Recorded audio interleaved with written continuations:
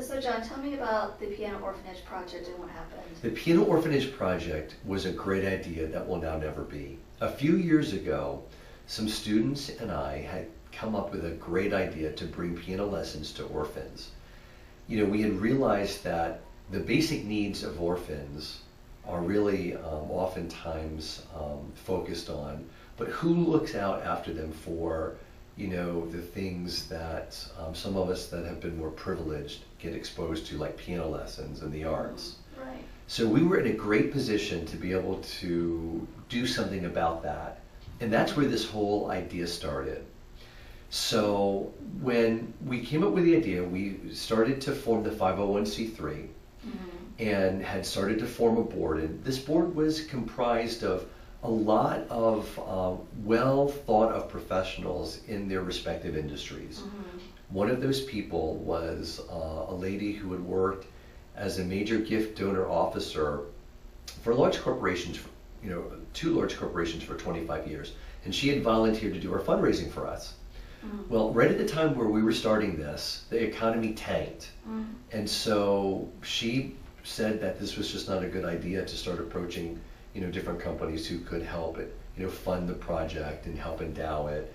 So we put the project on hold. So fast forward a couple of years to the present, and things seem to be starting to get, you know, the economy starts to improve. And so we needed to have a website done for APA.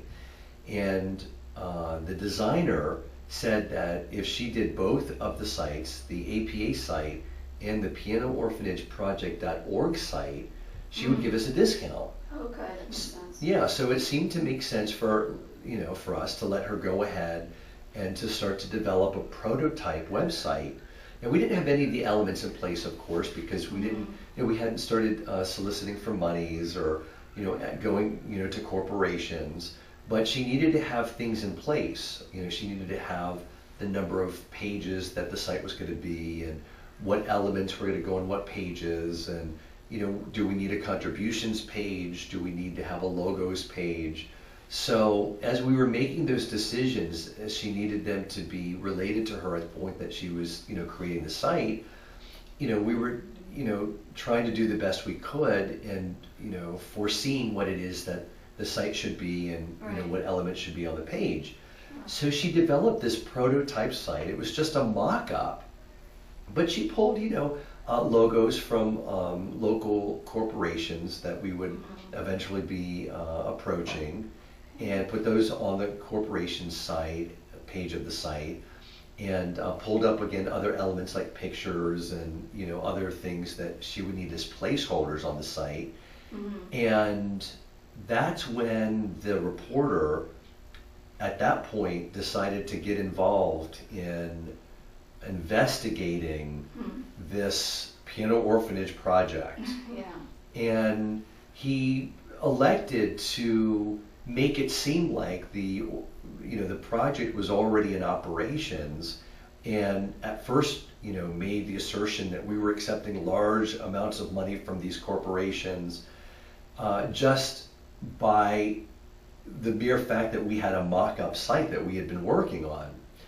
Well, he actually contacted every single one of those corporations whose logos we had used as just placeholders on the site, and they told him that no monies had ever been given. So he knew the truth, that no monies had ever been asked for, no monies had ever been given. But to make a story, he elected to twist the situation to make it appear as if, you know, this website was up there just for the reason of accepting donations, when it was clearly explained to him that it was just a mock-up site, and again, was just, those elements were there just for placement. He was making a story where there was none. Right. And so as, you know, the situation continued, to make this a story out of nothing where nothing existed, he tried to pull together other pieces and make them seem like they were, you know, deceptive and not what they should have been. And it's really a shame, because he's eliminated the ability for this project to ever get off the ground. And what would have happened if you had actually taken money? Wouldn't there be criminal charges? Well, yeah, I mean, this would have been a legal issue. This Uh-huh. wouldn't be just a made-up story to Mhm. make it seem like, something wrong had happened and, we or I was guilty of wrongdoing. Mhm. But again, it was just on his part, just for the purpose of making a story. Mhm. As it turns out, I've been really fortunate in my life, and a lot of the other people that were volunteering their time for this effort have been as well.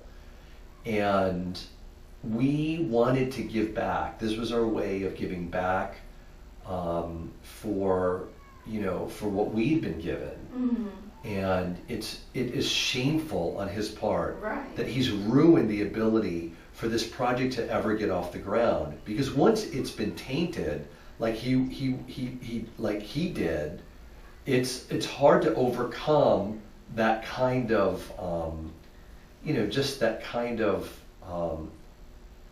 feeling that he has now associated with this So, project. Are you saying, like you said in the beginning, that it's a great idea that will never be? So you're saying that this project you'll never be able to help the orphans? Right. It's and shame on him, because he was the one that's now caused that to happen. It had nothing but the purest of intentions. We had a group of great adult professionals that were well thought of in their respective fields, like I said, in finance, in major gift donor donations. Somebody from the Psychological Association was going to be on the board. So we had all of the different elements represented that we thought would have made this project successful, and so that we could have developed it into something that would have been meaningful and could have really made a difference in the lives of orphans. Bringing them the gift and joy of music that could have benefited them for their entire life. Mhm. And everybody who knows the situation, the truth of the situation, Right. who's involved in the project, who donated their thoughts and their initial time and agreed to to volunteer for this just budding organization. Everybody who knows about the truth of the situation is so disappointed and so disillusioned that this reporter would take a situation as pure as it was, Right. and twist it and present it purposely Right. in a way that it wasn't that shouldn't have been. Yeah, it affects the credibility, it affects your ability to raise funds, and people don't want to get involved in something that has controversy from its very beginning. Yeah. You're absolutely right. So because of that reason, I don't see us being able to continue forward with this wow. project, at least in the state of how he presented it, and what he the insinuations that he's giving people to think about it. Yeah. It's a shame. It but is a shame, isn't it? But it is. But it is a project now that will never be. Wow, shame on him. I know, shame on him.